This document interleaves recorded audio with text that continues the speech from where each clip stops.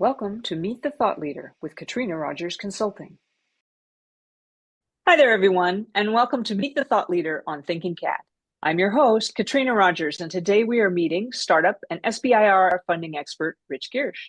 With over 20 years of experience in life science and high technology business, Rich helps founders develop innovative, dilutive funding strategies, including cradle-to-grave grants development, technology development, licensing and intellectual property management in cell biology, regenerative medicine, renewable energy, and pharmaceuticals. Rich has also worked with VC firms to evaluate, value, and launch new products and businesses.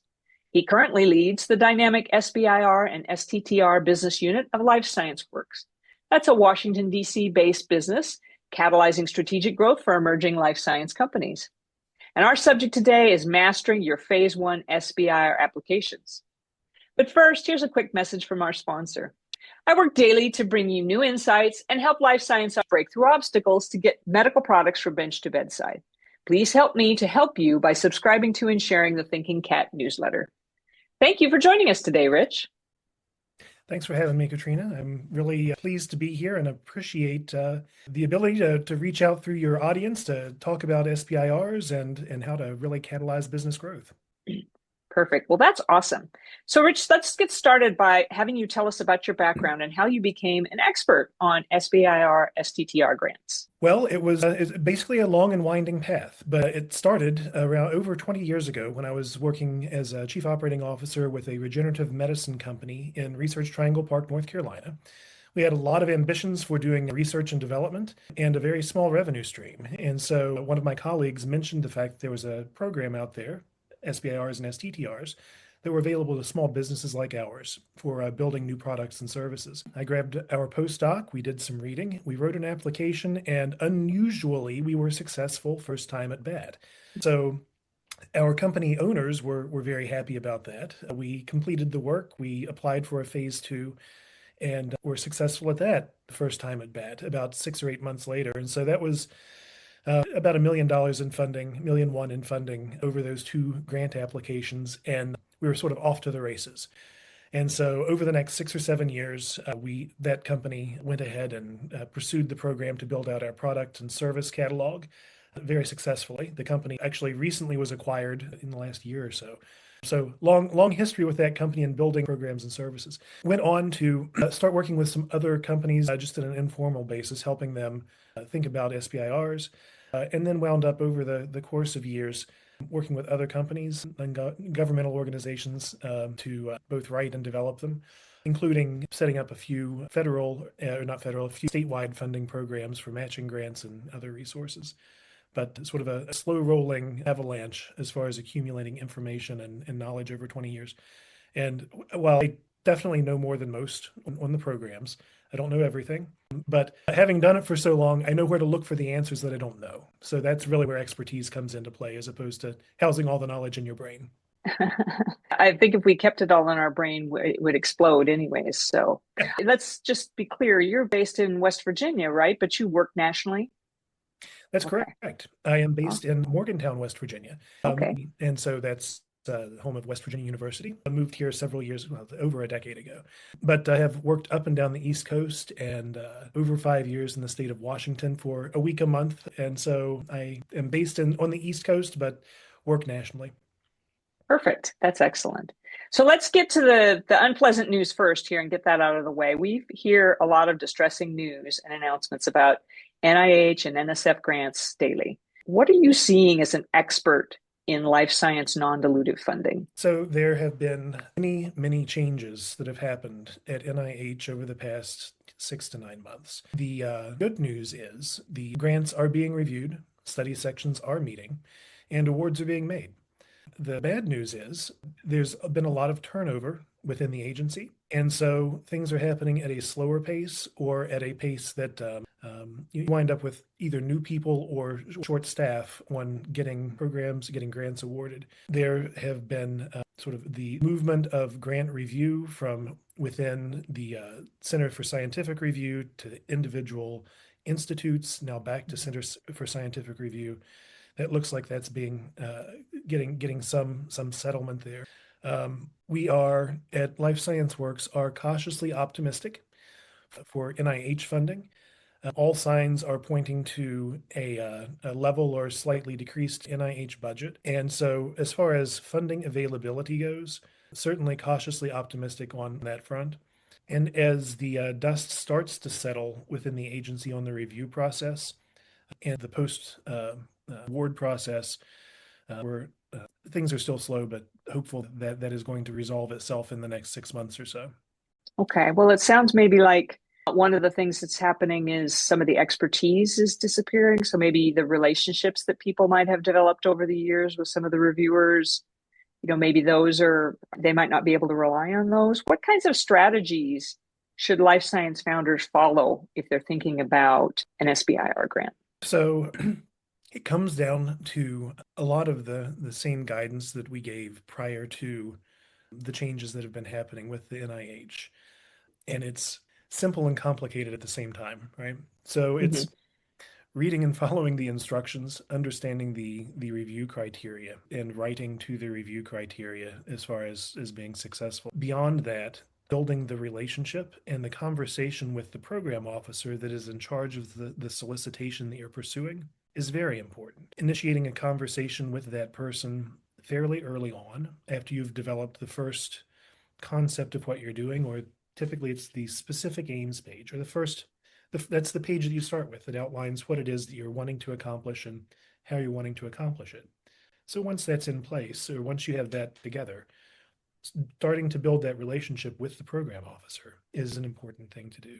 But the upshot on applications and awards is the about 1/3 of the awards that are made every grant cycle are made to new applicants or people that haven't received them before. Mm-hmm. And so it is not a game that it's the same people that are getting them every single time. There is turnover, there are new awards that are being made to new organizations and new people. Okay. So really a kind of a thoughtful strategy and really planning very well would serve someone well in this regard if they want to go to SBIRs as a source of non-dilutive funding. So understanding the agency priorities, because the application is all about the agency needs and how you can address them, as opposed to your needs and how the agency can meet your needs for research dollars. I see. So Mm-hmm. it's putting yourself in the position of how can you serve the agency, not how can the agency serve you.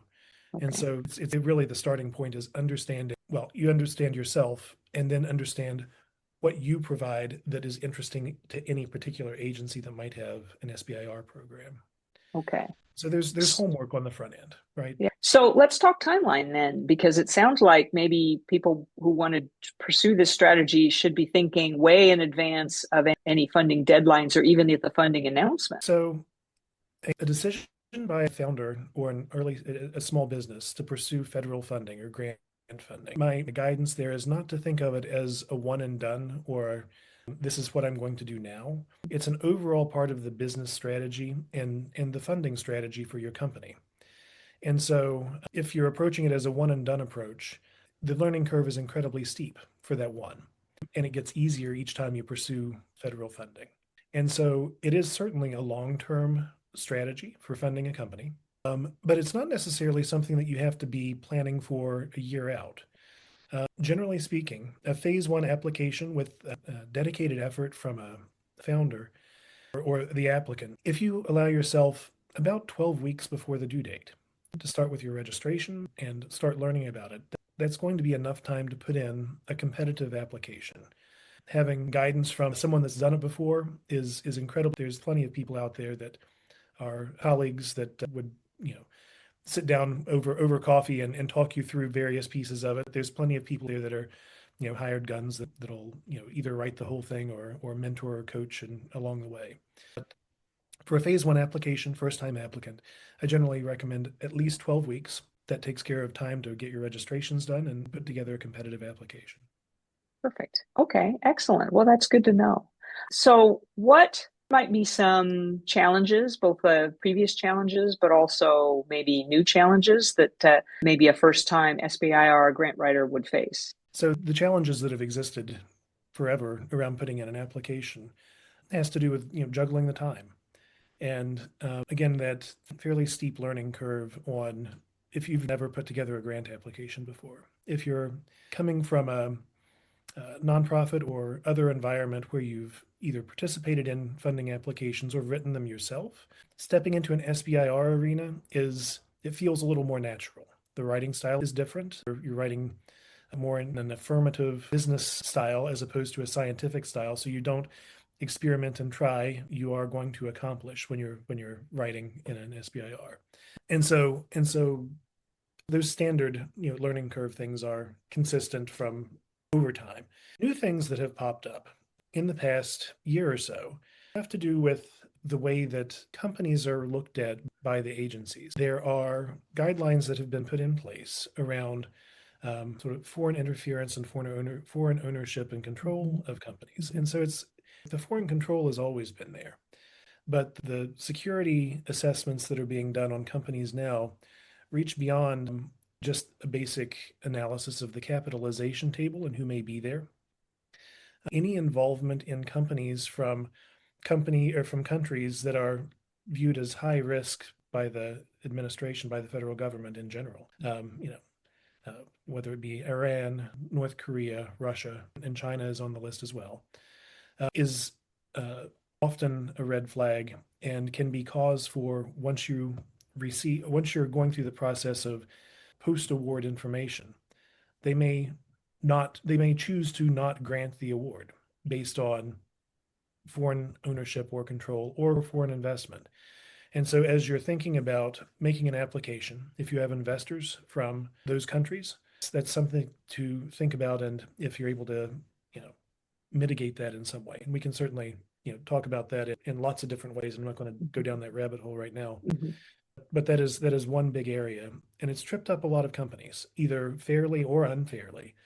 We've had companies that I've worked with in the state of Washington that have had grants pulled that were going to receive, multi-million-dollar awards that did not receive them because of the way that their cap table was set up, and they'd previously been awardees. I've had companies that I've worked with on the East Coast and in between. It's not a red state, blue state, or coastal kind of thing. It is happening all over the place, and it has to do with that foreign ownership and or foreign involvement with a company from countries of concern. Excellent. All right. Well, that's good to know. What's this thing about the 15% for like facilities administration costs thing that has been in the news quite a bit? That has been an incredibly hot topic, and part of what we are looking at with Life Science Works. We have a good perspective on that, in that we have a lot of people that are working with the organization that are former agency officials. Mm-hmm. And so we have ongoing conversations with internal folks. Right now, for small businesses, the standard still holds. It's you negotiate your rate if you're applying for Phase II funding. If you've never received funds before, you have a 40% maximum rate that you can request for your first application on a Phase I award. Those indirect rates that came down from guidance from the administration 4 months ago or so, the 15% was specifically directed towards universities, and it specifically did not mention, you can't specifically not mention, but that it did not mention businesses in that 15% indirect rate directive. One thing that we've been hearing recently, though, is that right now everything still holds the same for small businesses, but going forward, the sands could be shifting a bit on that. And while there might not be a directive for a lower indirect rate, there may be special consideration given to companies that request a lower rate than what is actually allowed. And so that is not the case now, but it's something to keep an eye on as things are moving forward. And we certainly are within Life Science Works. And we have we share information with you and your folks. And so as we hear these things, you'll see posts from us, and you can certainly share that as well. That's something that is not a pay-to-play basis. It's information that we need to get out for the good of all once things hit the streets. Okay. Well, that's good to know. So while you lead the SBIR's TTR program for Life Science Works, I'm confident you are aware of other non-funding programs that are available for life science companies. What are one or two that are top of mind? So the CDMRP, Congressionally Directed Medical Research Program, is one interesting funding stream that is out there. And so they provide fairly reasonable pots of money for businesses, not just small businesses, but a lot of it goes to small businesses, for doing specific product development research. And so that's something that is worth looking at and keeping an eye on. There's funding out there through National Science Foundation, which is also a program still active. They're having their own hiccups, just like NIH is, but that is a funding opportunity that's out there as well for SBIRs, for early stage life science companies in general, small businesses. One interesting opportunity that looks like is going to come to pass, and I'm sorry if I'm jumping the gun here on a question, is a Phase I program. And so there's a discussion of this on both the House and the Senate versions of the reauthorization bill for SBIR and STTR program that is coming up. And so the Phase I program is a set aside of around, I think it's $50,000 per award.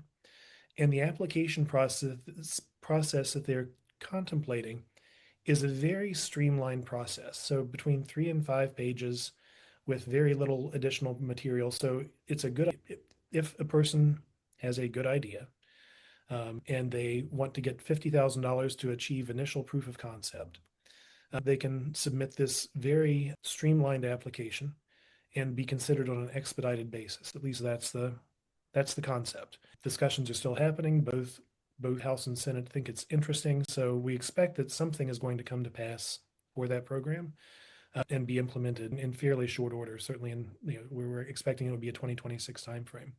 Interesting thing about that is it's only available to first-time applicants. And so if you've ever received an award or if you've applied before, you likely won't be eligible to apply for this. And so this opens the door potentially to a lot more organizations and it lowers the barrier to application. So that's an interesting program that we expect is going to come online in the next year.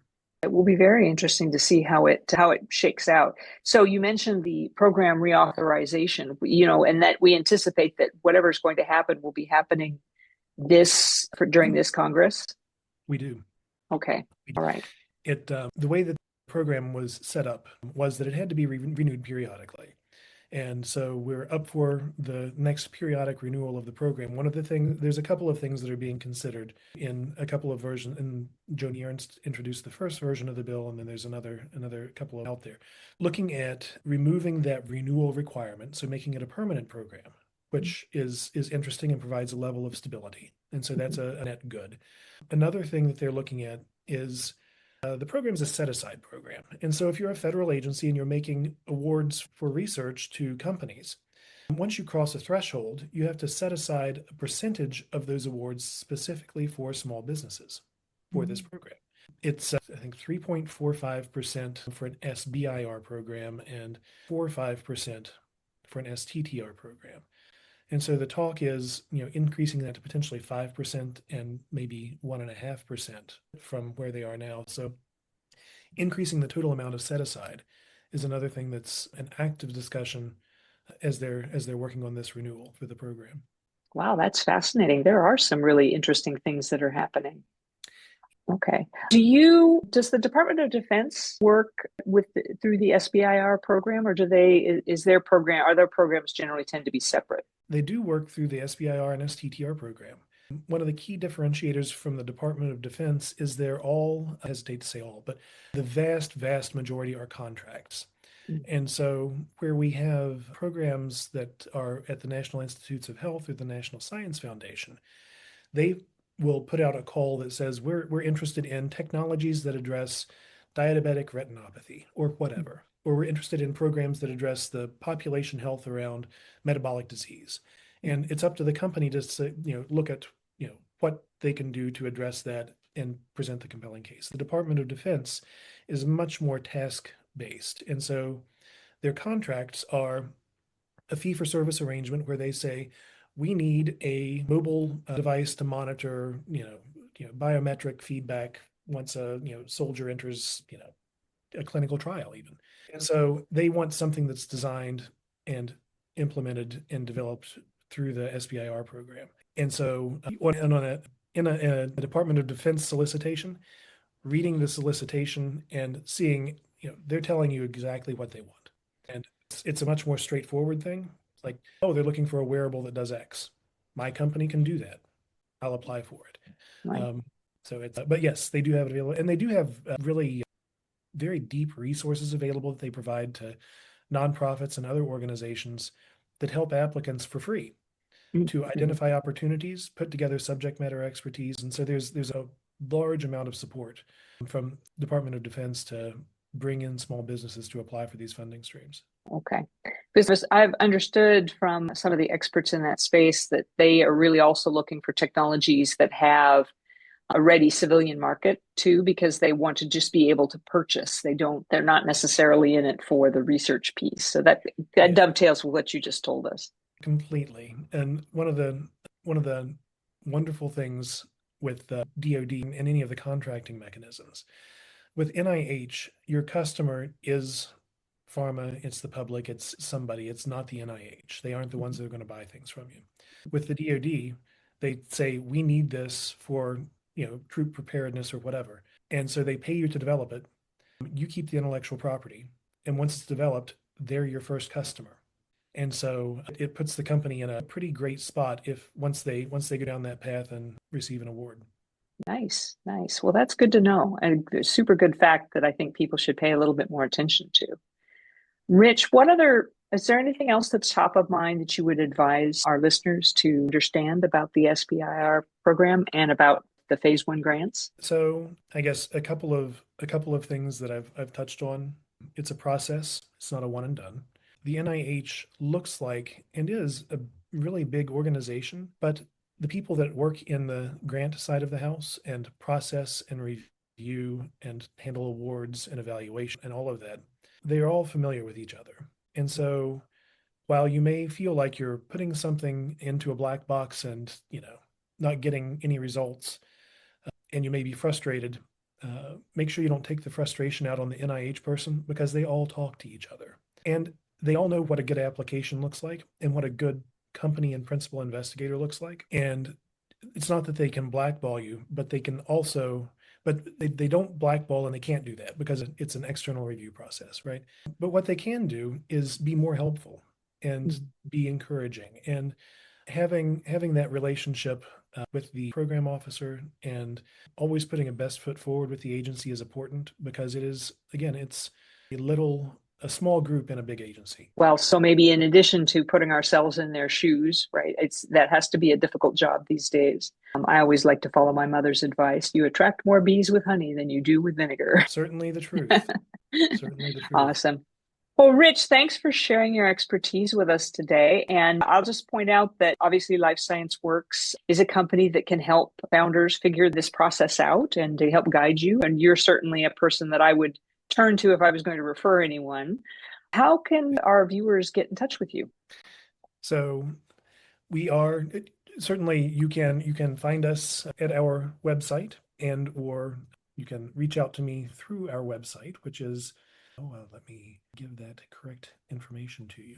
And we're always happy to have a conversation for free to talk through your program or the things that you're working on. Perfect. That's good to hear. And listeners, while Rich is getting the URL for us, I will make sure that it is also part of the content that is associated with this video. So you'll be able to find it there. And Rich, hopefully I'll be able to put your contact information maybe as well. Absolutely. You feel free to reach out. And it is lifesciworks.com. Perfect. Lifesciworks.com. Excellent. Thank you. Certainly. The company was founded by a former director of one of the institutes at the National Institutes of Health, who also has decades of federal experience as well as for-profit company leadership experience. And so it is an awesome group that's come alongside her to get all of that launched. So happy to be a part of an organization that is so well connected and works so well with clients as well as the agencies. Yeah, she was smart to grab you up when you became free, Rich. I think you're a great person to work with. So they're lucky to have you. Thank you. Excellent. That is a very big compliment coming from you. I appreciate it. All right. Well, thanks again for sharing your expertise with us, Rich. And listeners, Rich will join me on the Thinking Cat chat 1 week from Friday. Don't miss your chance to ask him your SBIR questions. Thanks for watching. Don't forget to like, share, and subscribe for more tips on navigating the life science industry.